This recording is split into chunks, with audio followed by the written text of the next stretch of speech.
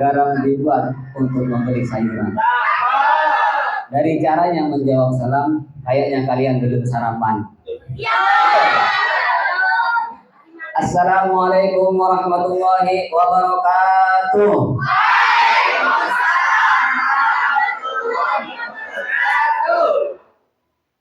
Alhamdulillahirabbil alamin. Wassalatu wassalamu ala asyrofil anbiya'i wal mursalin sayyidina Muhammadin wa ala alihi wa sahbihi ajma'in. Amma ba'du, yang kami hormati pengasuh pondok pesantren Darussalam Subulus Salam, yang kami hormati pimpinan komisariat Subulus Salam Ibnu IWNU cabang Semboro. Nah, alhamdulillah pada kesempatan yang pagi hari ini, pagi yang cerah ini, kita bisa berkumpul dalam acara masa kesetiaan anggota, sehingga kita bisa bertatap muka untuk menyapa dan saling mencinta atas seluruh anggota. Oleh karena itu, maka layak untuk kita mengucapkan syukur kehadiran Allah Subhanahu wa taala dengan ucapan alhamdulillahirabbil alamin. Salawat serta salam semoga tetap tercurah limpahkan kepada junjungan kita sang proklamator Islam, yakni baginda Nabi Muhammad sallallahu alaihi wasallam. Allahumma shalli ala Muhammad. Sabda Nabi, aktarukum salatan alayya aktarukum azwajan fil jannah. Siapa yang banyak memperbanyak salawat kepadaku, maka dia pantas untuk memiliki banyak bidadari di dalam surga. Amin ya robbal alamin. Kenapa? Bidadari. Kalau yang perempuan bidadara. Alhamdulillah teman-teman, kita bisa berkumpul di acara ini. Semoga pertemuan kita mendapatkan ridho Allah Subhanahu wa taala. Amin ya rabbal alamin. Al-Fatihah. A'udzu billahi minasyaitonir rajim. Bismillahirrahmanirrahim. Alhamdulillahirabbil alamin. Sampai jam berapa? Setengah 10. Shiratal ladzina an'amta 'alaihim ghairil maghdubi 'alaihim waladdallin. Siapa kita? Siapa kita? Siapa kita? Belajar NU.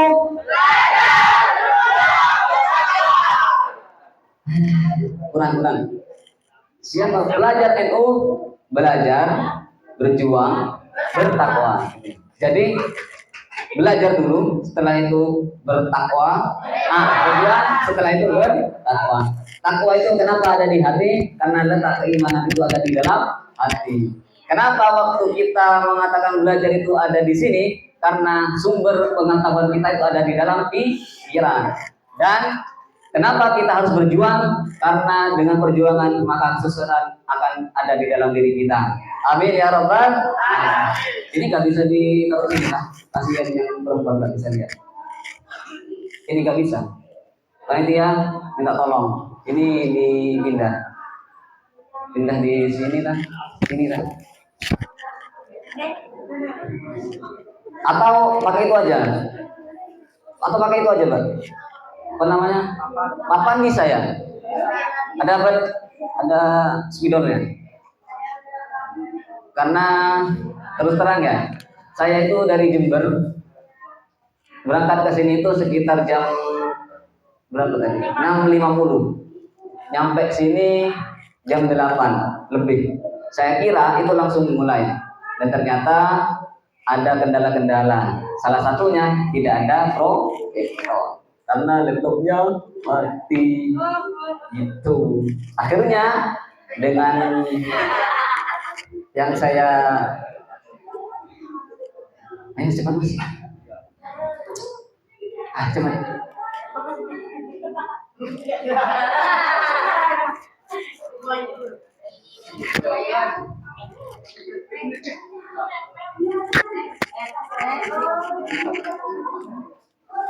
Ya.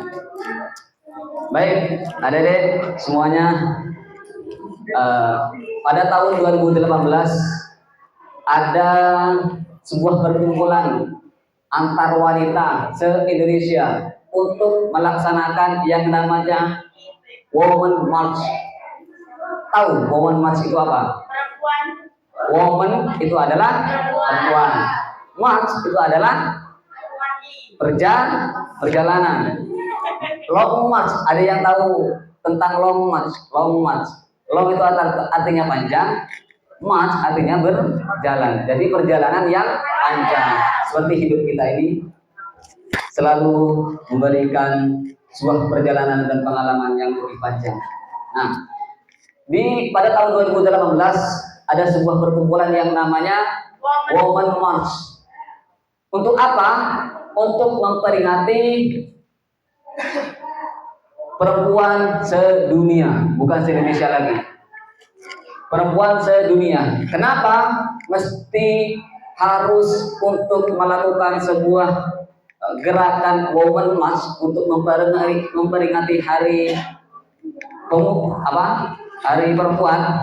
Karena kita banyak tahu kalau perempuan itu selalu didiskriminasi, selalu diintimidasi, selalu dijahati, selalu disakiti, dan selalu ini korban paling ini.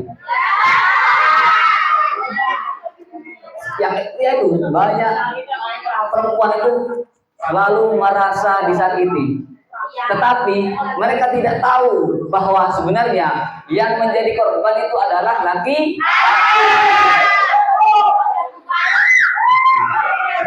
Cuma orang perempuan itu biasanya play victim. Apa play victim? Bukan. Perempuan tuh kayak menyalahkan laki-laki dan membenarkan perempuan. Karena di dalam pasalnya perempuan itu mengatakan begini. Poin pertama, perempuan adalah benar.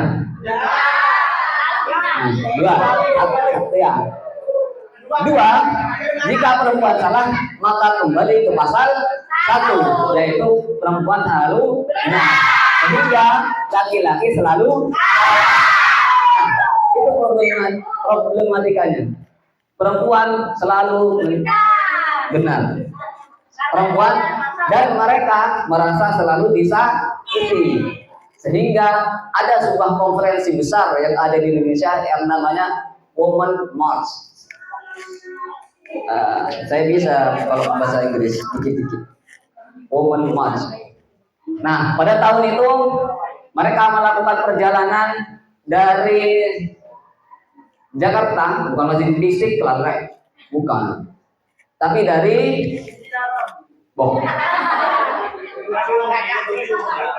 mereka melakukan perjalanan dari Bundaran HI di Jakarta menuju ke Istana Presiden. Nah, salah satu yang mereka utarakan, salah satu yang mereka suarakan, yang mereka perjuangkan adalah hak-hak perempuan. Mengapa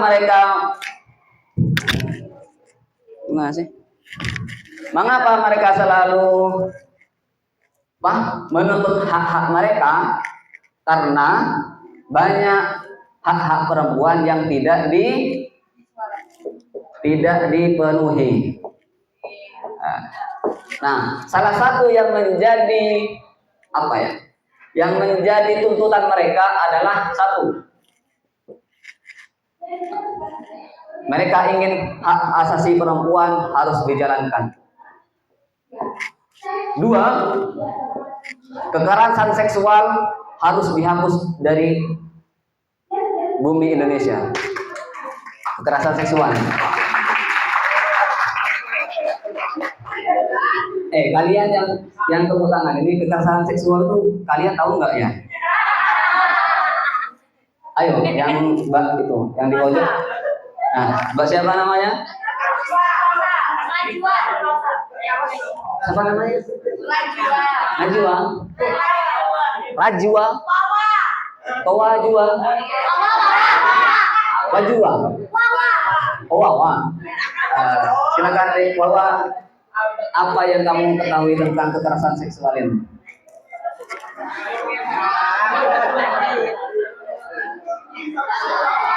Tadi yang banyak tepuk tangan kan yang korban loh. Seharusnya mereka harus tahu apa itu kekerasan seksual. Ayo, sampean. Ini, di belakang ini nih, yang menghadap ke buku. Nah, sampean, apa namanya? Iza. Tahu artinya kekerasan seksual? Hah? Tahu? Siapa tadi yang bilang perkosa? Kekerasan seksual salah satunya adalah pemerkosaan.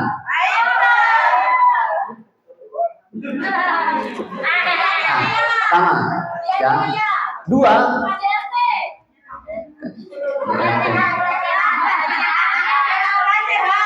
Tiga. Pelecehan seksual. Ini sebenarnya kekerasan seksual itu adalah sesuatu yang mengarah kepada seksualitas. Makanya nanti kita juga akan membahas tentang apa bedanya gender dengan seks.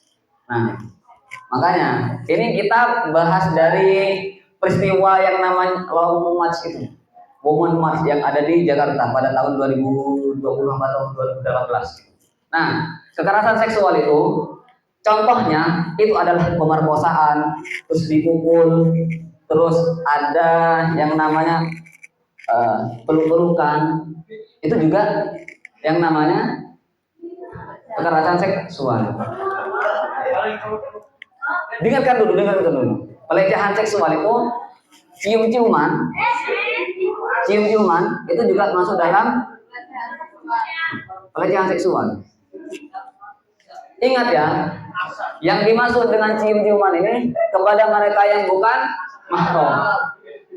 Kalau kalian sudah mahram, itu bukan pelecehan seksual lagi, tapi kepada baitul nikmah. Serius ini. Serius. Mengapa? Karena gini ya. Sekarang itu banyak perempuan yang menganggap bahwa pacaran itu sudah biasa.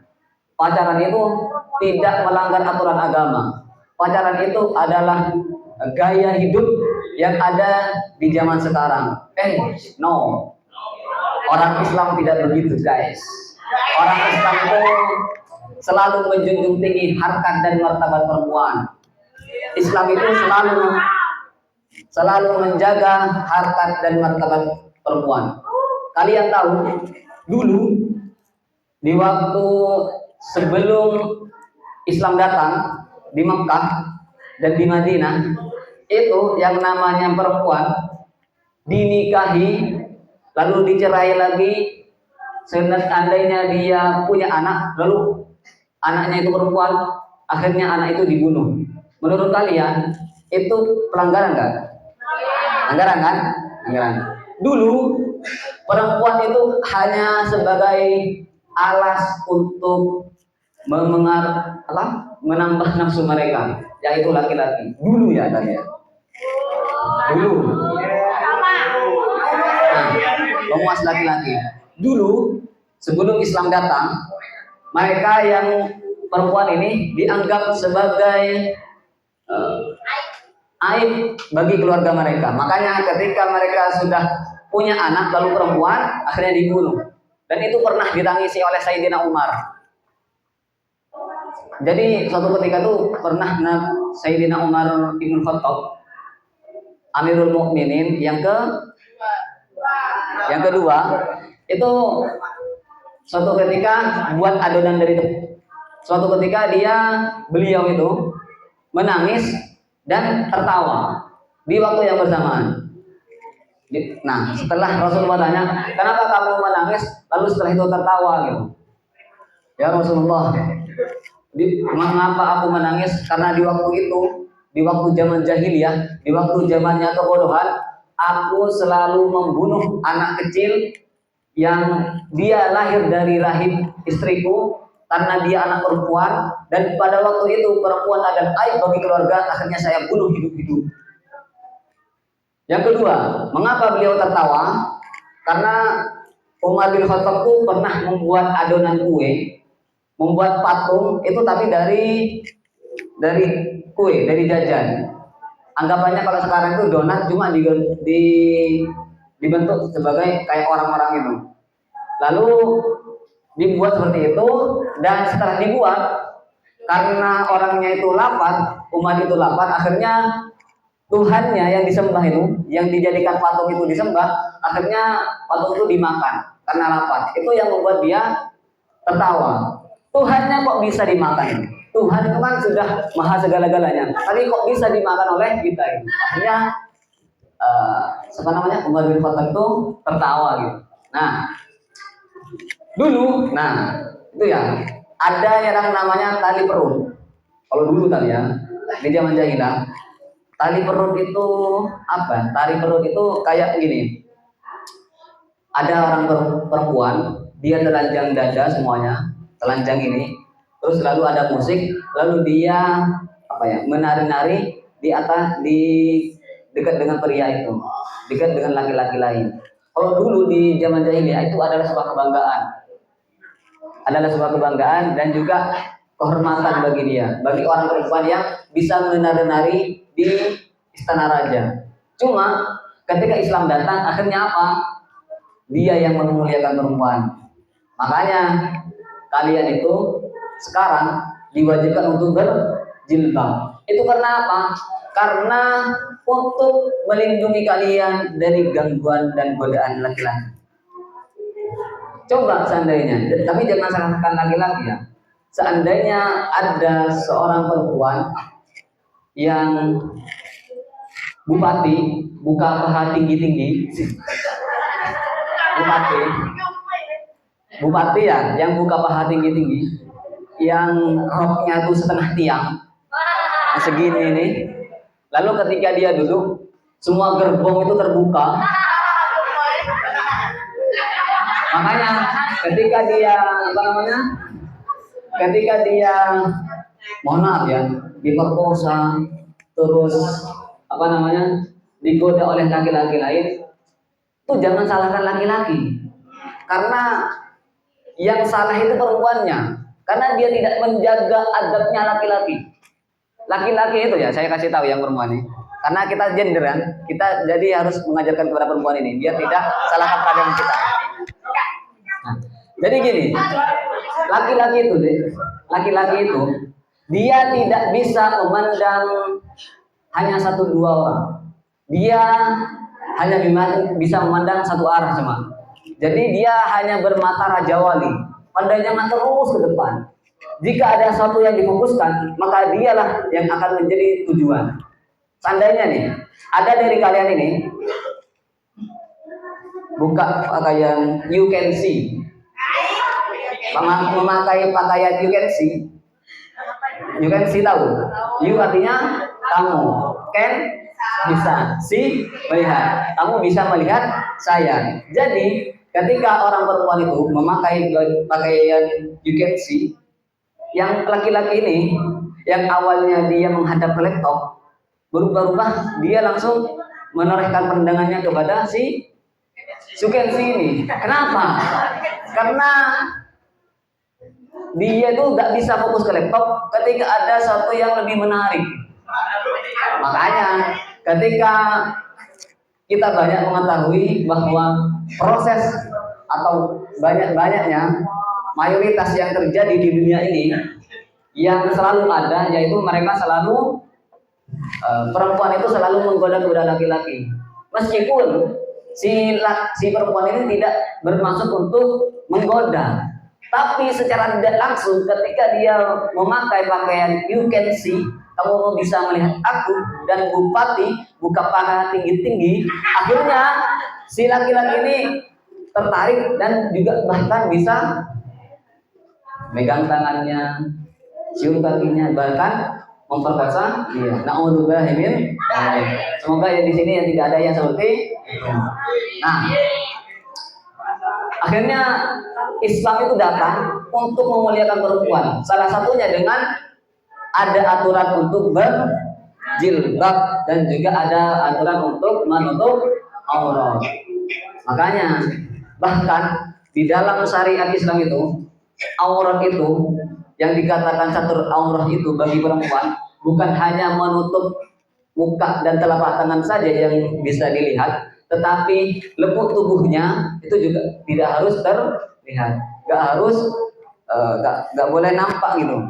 Makanya yang benar itu jilbab yang benar itu yang bukan gelembor ya, yang sekiranya tidak ya, yang syar'i. Syar'i itu yang ini apa namanya? Sekarang itu banyak yang syar'i tapi tidak syar'i. Habis ini saya beri contoh. Nah, jadi mereka itu ya memakai pakaian yang kayak jubah, tapi ketika dia lekuk tubuhnya itu apa namanya? Terlihat, maka dia sebenarnya adalah telanjang dada. Tapi beda ketika kalian memakai pakaian yang syar'i yang beneran, itu seharusnya lekuk tubuh kalian itu tidak kelihatan sama sekali oleh laki-laki. Karena yaitu godaan laki-laki itu banyak. Harta kata wanita itu aja deh. Cuma tiga. Nah, setelah itu kenapa yang saya katakan tadi syar'i tapi bukan syar'i? Sekarang kan banyak toh artis-artis yang memakai pakaian Islam tapi dia tidak mencerminkan tentang agama Islam. Contohnya, dia seperti pakai apa tuh? Celana jeans yang lekuk tubuhnya tuh kelihatan. Yang mohon maaf ya, ininya tuh, pinggulnya itu sampai gitar Spanyol gitu. Sehingga apa namanya? Itu bukan syar'i ya. Meskipun dia menutup dari bawah sampai akhir, dari bawah sampai ke atas, itu bukan syar'i, tapi dia sebenarnya adalah telanjang dada, cuma nggak kelihatan aja gitu. Kalau di bule-bule itu kan biasa. Seperti kalau kalian pernah ke Bali, di Bali itu saya kan pernah ke Bali ya. Atau di bandara sudah, di daerah Juanda. Ini bukan di Bali ya, di Juanda. Saya pernah melihat ketika saya mau naik pesawat ke Kalimantan, itu ada seorang bule yang di depan umum, menurut kita aib ya, tapi menurut bule itu tidak. Dia cuma pakai apa tuh kalau perempuan? Tentop ya, pakai tentop sama ininya doang. Apa namanya? Itu menurut mereka itu tidak apa-apa, karena yaitu hak asasi perempuan. Katanya mereka begitu. Cuma Islam datang itu untuk menutup semuanya, pintu-pintu celah. Namanya satu dari'ah, satu darai, mencegah apa ya? Pintu-pintu celah gitu. Nah, dah ya. Hak perempuan salah satu adalah kekerasan seksual. Yang ketiga, mereka pada 2018 itu mereka punya aksi pada Women March itu untuk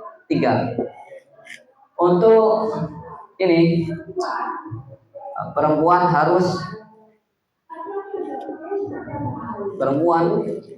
harus mendapatkan hak yang setara dengan laki-laki. Dapat hak yang setara dengan laki-laki. Hak yang setara dengan laki-laki. Jadi mereka itu ingin agar mereka itu sama dengan laki-laki. Laki kerja, perempuan juga harus kerja. Laki apa namanya ya? Punya uang, perempuan juga harus punya uang. Laki-laki bisa menjadi pemimpin, perempuan juga harus jadi pemimpin. Laki-laki bisa jadi imam sholat, maka perempuan juga harus bisa imam sholat. Serius ini ada ini.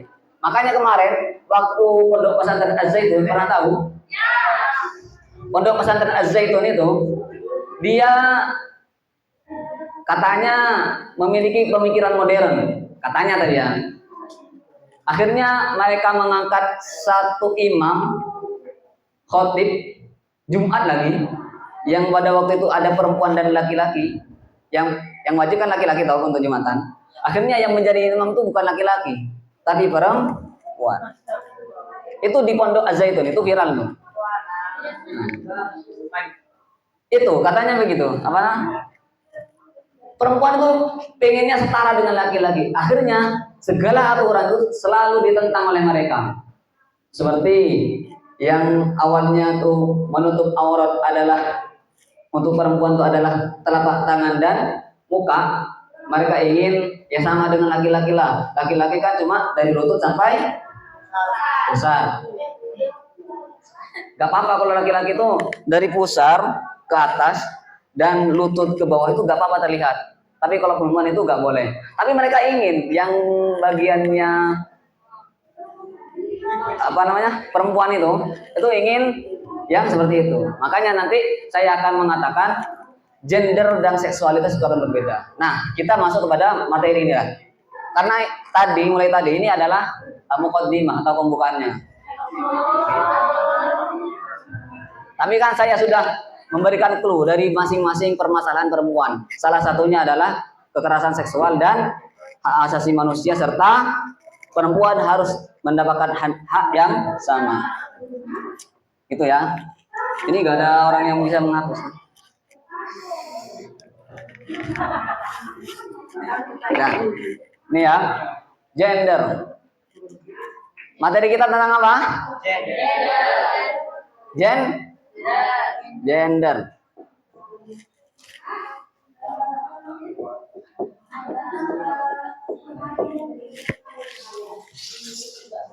Apakah ada yang tahu perbedaannya antara gender dan seks? Di sini ada yang tahu? Botan. Baik, saya akan jelaskan. Seks itu mengarah kepada sesuatu yang kodrat dalam hidup kita. Contoh, bagi perempuan itu harus punya namanya V, Miss V, apa ya? Ya pokok itu dah. Laki-laki punya P. Dah, biar tidak terlalu kasar ya. Kalian kan di sini. Santri kan di sini ya? Ya, laki-laki punya P. 2. Apa itu? Apa? Tapi jangan traveling ya. Ini soalnya ilmu nih. Nah, perempuan tuh haid. Laki-laki ihtilam atau mimpi basah. Tapi mimpi basah ini juga bisa dilakukan oleh perempuan. 3. Laki-laki perempuan itu punya benjolan-benjolan. Itu ya. Tapi kalau laki-laki punya benjolan-benjolan. Ya, benjolan juga ya. Kalau untuk yang laki-laki itu bukan benjolan, tapi yang sispek, tubuh yang sispek itu bagi laki-laki. Makanya pada waktu pubertas, masa transisi antara remaja dan dewasa, mereka itu untuk laki-laki, untuk dada itu bukan tambah begini, tapi tambah melebar. Karena apa? Karena perbedaan antara seks atau bentuk tubuh dari perempuan dan laki-laki itu ya. Nah, ini namanya seks. Sesuatu yang kodrat dan tidak bisa diubah sampai kiamat itu gak bisa diubah nih. Itu namanya seks. Ya. Nah, perbedaan antara laki-laki dan perempuan itu adalah namanya seks. Nah, terus gender. Ada yang tahu gender? Mas, yang di pojok, yang pakai buku. Nah, yang ada kumisnya.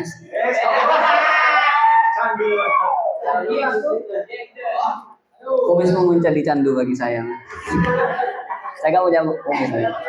Ayo, tahu gender? Bukan. Ada yang tahu? Tahu. Ayo, yang bagian perempuan. Ini kan bahas gender. Apa? Hah? Bukan. Jenis kelamin itu mengarah kepada seks. Opo gender gini? Mau aku gak pisan. Ayo, Mbak itu yang dekatnya itu. Ya lah sampean. Coba angkat. Mas saya tahu gitu. Meskipun itu salah gak apa-apa. Yang penting itu harus beranikan diri. Apa? Ada yang tahu Mbak yang pakai kacamata di dalam? Di belakang. Halo. Gak tahu. Siapa kita? Siapa kita? Siapa kita? Pelajar itu.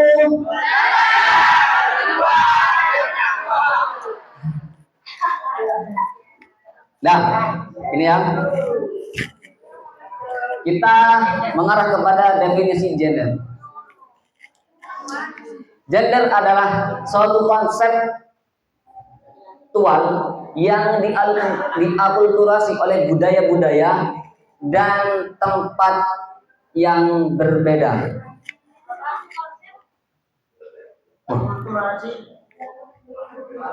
Kalian tulis, gak usah ditulis. Yang penting kalian paham dengan apa yang saya jelaskan. Tapi nanti kalau seandainya panitia tanya, bukan tanggung jawab saya. Jadi begini lah, cara untuk agar kita paham dengan apa yang disampaikan oleh pemateri. Satu, kita harus mendengarkan.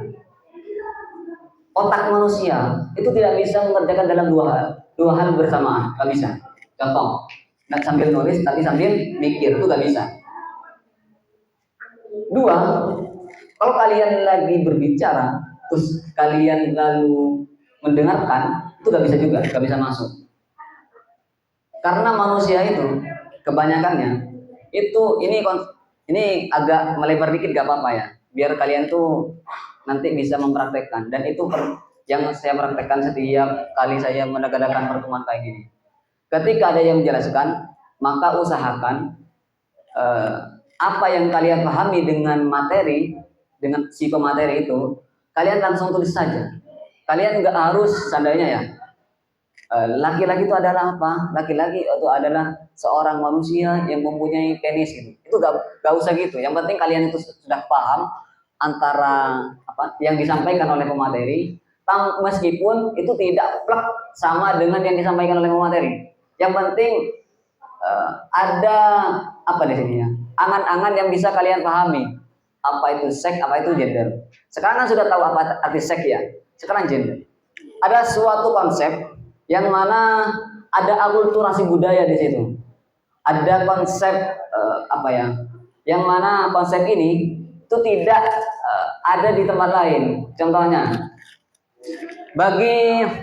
jadi semua laki-laki dan perempuan itu tahu bahwa perempuan itu juga bisa melakukan hal yang sama dan laki-laki juga mengikuti bisa melakukan hal yang sama. Contohnya, pemimpin itu kan diidentikan dengan seorang siapapun itu yang bisa mengkondisikan sebuah perkumpulan.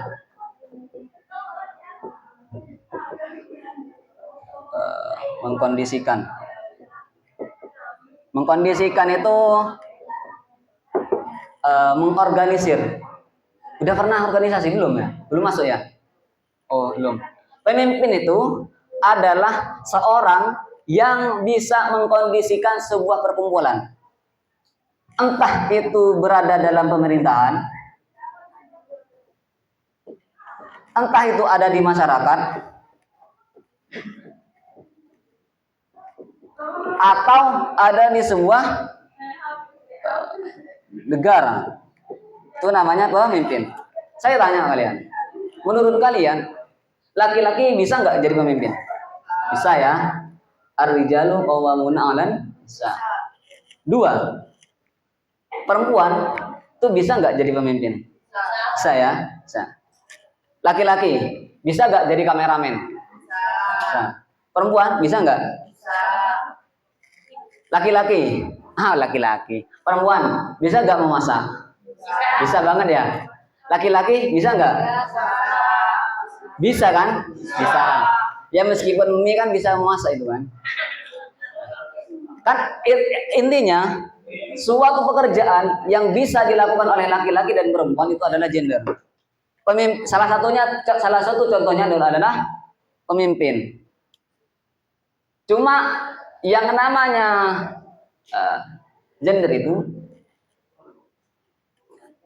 harus ada norma-norma yang harus dipatuhi. Misal agama.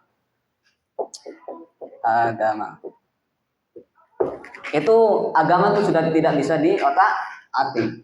Karena itu sudah pakem yang tidak bisa dikerjakan. Contohnya, apa yang mengarah kepada yang dilarang oleh agama tapi masuk di gender ini? Ya itu tadi. Yang menjadi imam sholat adalah perempuan dan yang menjadi makmum adalah laki-laki. Itu kan nggak boleh kan dalam Islam. Di dalam kitab-kitab fikih itu kan nggak boleh kan? Perempuan harus bermakmum kepada perempuan. Perempuan kalau mau menjadi imam harus yang jadi makmum itu adalah perempuan. Selama sepinter apapun orangnya, ketika ada laki-laki yang paling bodoh seandainya, itu nggak boleh perempuan itu jadi imam. Karena itu sudah ada nas dalam Al-Quran. Salah satunya ar-rijalu qawwamuna 'alan nisa. Satu lagi. Perempuan itu kan bisa memimpin anak kan? Perempuan bisa nggak mendidik anak? Bisa. Perempuan bisa nggak? Bisa ya. Laki-laki bisa nggak mendidik anak? Bisa ya. Itu namanya gender. Perempuan bisa nggak menjadi orator atau public speaker? Apa public speaker itu? Nah, ceramah atau bisa kan? Jadi dosen bisa kan? Jadi DPR bisa kan? Nah, itu yang namanya gender. Jadi dia tidak ada aturan agama di situ. Tapi yang dilarang kita juga harus menghormati norma-norma agama. Salah satunya adalah perempuan itu dalam hak waris tidak bisa diganggu-gugat. Contohnya seandainya ya, saya anak seorang presiden atau sami Anda Mas, siapa namanya Mas? Siapa? Kevin. Seandainya Kevin, dia punya bapak, namanya anggap satu nih. Ini bukan Kevin yang sini tapi ya seandainya. Dia punya bapak yang namanya Rokek seandainya ya. Nah, dia juga punya saudara namanya Anis seandainya. Ada yang namanya Anis di sini? Enggak ada. Rokib dan Anis ini setelah tumbuh besar bapaknya meninggal, otomatis kan punya warisan ya. Ada sesuatu yang ditinggalkan namanya warisan. Namanya waris. Nah, dalam waris itu perempuan dapat berapa? Setengah ya. Ini dapat berapa? Satu atau utuh. Atau lebih gampangnya itu laki-laki dapat 2, perempuan dapat 1. Nah, tetapi bagi orang yang salah pemahaman tentang gender, maka mereka menerapkan 1, kesetaraan, keadilan, kesetaraan, kesamaan. Sehingga mereka itu ketika contohnya ya, Rokib dapat 1 atau dapat 2, si Anis ini juga ingin dapat 2. Itu gak boleh. Makanya ini yang menjadi pemahaman yang salah tentang gender. Karena gender ini adalah yang saya pahami dari berbagai macam literasi yang saya baca. Salah satu adalah analisis gender dalam Islam. Itu ada salah satu bukunya. Nah, di situ dijelaskan bahwa yang namanya gender itu adalah suatu konsep pemikiran yang memiliki antara laki-laki dan perempuan itu sebuah hak yang sama, bukan yang berbeda. Salah satunya ini tadi. Kalau pemimpin, kalau perempuan bisa jadi pemimpin, maka laki-laki juga bisa jadi pemimpin. Lalu, apakah boleh perempuan itu menjadi karir? Jadi wanita karir? Kan banyak loh sekarang tuh gender di dalam para penikmat gender atau para feminis. Feminis itu adalah sebutan bagi perempuan yang selalu menentang dan selalu memperjuangkan hak-hak perempuan, entah itu pekerjaan, profesi, terus hak yang sama di dalam umum dan sebagainya. Maka salah satu yang menjadi ini adalah ini. Kalau ini saya jam berapa?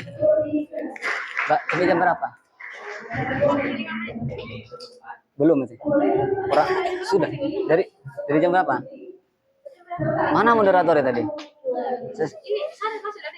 Ayo masuk. Habis ini saya sudah selesai. Nah, jadi gender dalam Islam itu sudah saya kemukakan tadi, itu tidak apa-apa selama tidak bisa melanggar hukum Islam. Contohnya tadi, kalau perempuan, sebenarnya konsep yang paling bagus itu bukan kesetaraan gender, tapi keadilan gender. Keadilan gender. Karena setara ini konsepnya adalah sama, sedangkan keadilan gender maka dia mengartikan sebagai pemenuhan hak yang sama. Pemenuhan hak yang sama. Ketika saya mengatakan kenapa kok kesetaraan itu harus sama, bukan mengapa saya lebih condong kepada kesetaraan, lebih condong kepada keadilan daripada kesetaraan, karena yang menjadi problematika adalah ini. Mereka menganggap para feminis itu, para perempuan itu menganggap semua harus sama, sehingga ketika semua harus sama, maka mereka harus, ya itu tadi problem-problem yang saya katakan tadi. Ketika si laki-laki itu bisa menutup aurat hanya sampai lutut sampai pusar atau pusar sampai lutut, itu maka akan menobrak-abrik yang namanya aturan agama. Yang kedua, ketika keadilan ini menjadi konsep yang mendasar dalam kehidupan kita, maka kita akan menjadi manusia seutuhnya dan juga konsep gender yang seutuhnya. Contohnya, ketika suami atau laki-laki tugasnya apa kalau dalam konsep rumah tangga? Bekerja ya. Yang memasak siapa? Dalam Islam ya. Laki-laki. Yang jemur pakaian siapa? Yang Yang mengurus anak siapa? Yang menyusukan anak siapa? Menyusukan. Hah? Perempuan. Sebenarnya tugas perempuan dalam Islam di dalam rumah tangga itu cuma satu. Apa itu? Melayani laki-laki. Bukan melayani laki-laki ya, melayani suami. Karena kalau saya bilang laki-laki, maka banyak laki-laki yang mencicipi. Makanya kalian bagi adik-adik yang sekarang masih SMA ya, SMA, kalian itu kalau bisa jangan pacaran. Ini sebagai penutup ya. Kalau bisa jangan pacaran. Kenapa? Ketika kalian berpacaran, maka sebenarnya kalian itu mengorbankan masa mudanya kalian satu. Yang kedua, kalian juga akan dipengaruhi oleh psikis kalian, kejiwaan kalian. Makanya ketika orang perempuan itu putus, biasanya tuh ngedumelnya tuh, curhatnya tuh kan di media sosial ya.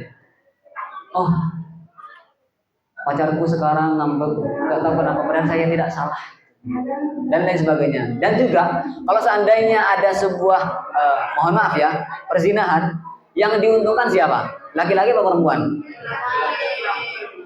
Kalau seandainya ada perzinahan nih, yang diuntungkan tuh laki-laki atau perempuan? Yang rugi siapa? Yang rugi siapa? Perempuan. Kenapa saya mengatakan rugi?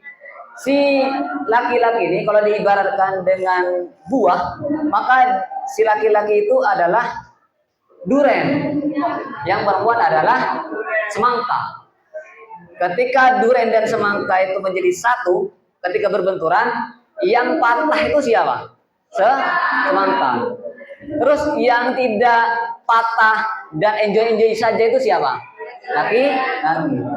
Begitu. Kalau saya kasari ya, yang perempuan itu nanti bisa hamil, yang laki-laki tidak hamil, karena sebatas yang menanam bibit.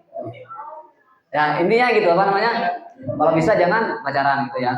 Intinya dalam masa gender ini kita harus memahami bahwa hak laki-laki dan perempuan ketika itu sama itu tidak bagus. Ketika hak seorang laki-laki dan perempuan itu setara sesuai haknya masing-masing, maka itulah gender yang sebenarnya. Oleh karena itu, jadilah laki-laki yang bisa sesuai dengan tuntunan agama dan jadilah perempuan yang bisa sesuai dengan tuntunan agama, karena agama itu selalu dibarengi dengan yang namanya kemaslahatan. Ketika kalian bisa memegang agama dengan teguh, maka kalian akan bisa memberikan sebuah kontribusi besar terhadap negeri ini. Kurang lebihnya mohon maaf, mungkin ada yang bisa ditanyakan? Ada yang ditanyakan? Ada? Ada yang mau bertanya? Atau saya yang bertanya? Hah? Saya pengen satu orang perempuan, satu orang laki-laki untuk sekilas tentang gender dan seks ini. Kira-kira paham nggak? Ayo Mbak. Mana? Mas ini yang pakai ini, nah sampean. Ini yang sampean.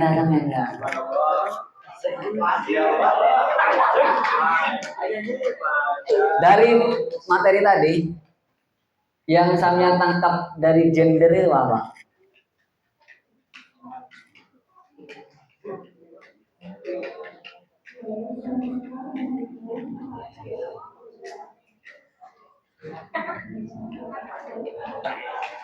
Yang perempuan siap-siap ya. Halo.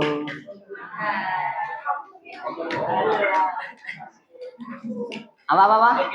Pemenuhan Pak. Nah, benar. Ayo, yang ini. Silakan yang memegang board ini silakan jawab. Siapa? Saya nggak tahu tapi ya. Sampean tapi. Sorry ya tapi maaf ya Pak. Yang sampean ketahui secara apa? Kan aku ngomong nih dari ngedap terus ya.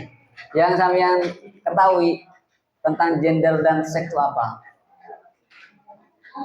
Atau yang terlintas dalam benak sampean itu apa?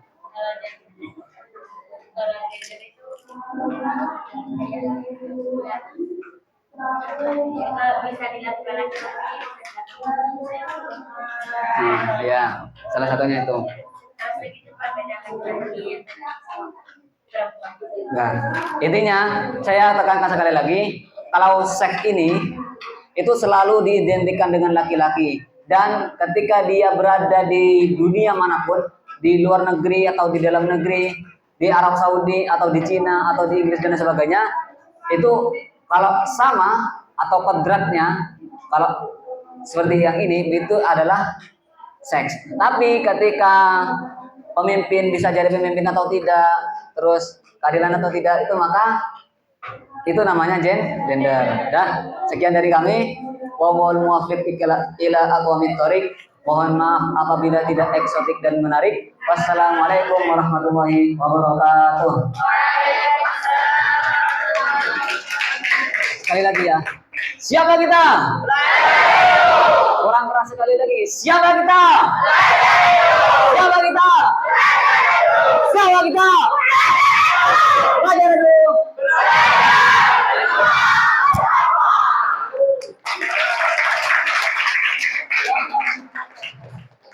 Ya, kelas ya. Matikan, Mbak, matikan.